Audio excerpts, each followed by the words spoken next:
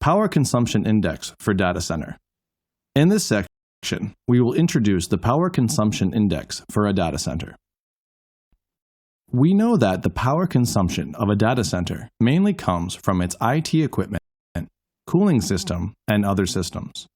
Because the power consumption of the IT devices is difficult to reduce, and cooling systems consume a huge amount of power, lowering the power consumption of the cooling system is the key to improving the energy efficiency of the data center.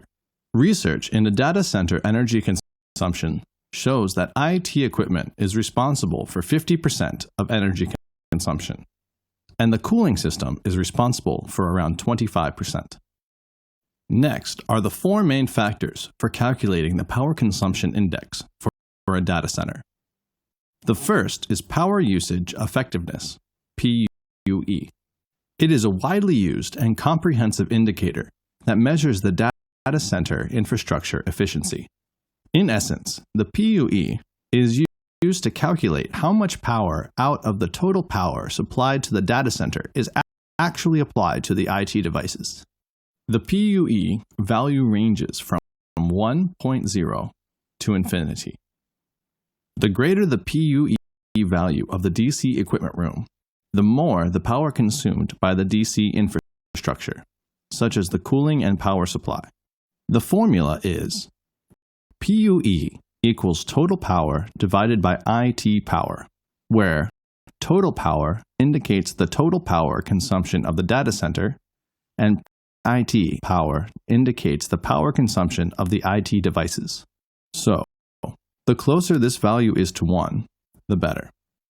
And DCIE is reciprocal of PUE. Partial PUE, PPUE, is an extension of the PUE concept and used to evaluate and analyze the energy efficiency of part of the data center or devices. Generally, to improve the overall DC efficiency, we must first improve the efficiency of specific devices or zones with greater PPUE values in the data center. Next comes CLF, which is short for cooling load factor.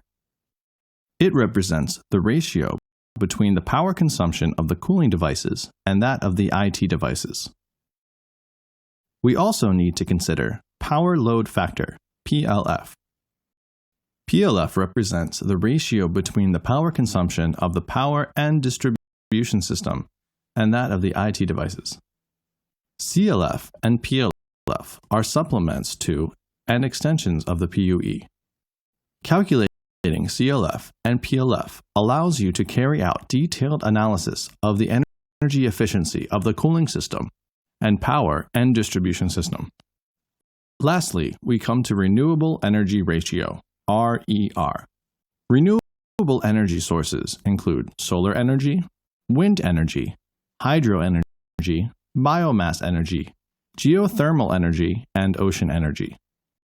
That's all for this section. Thanks for watching.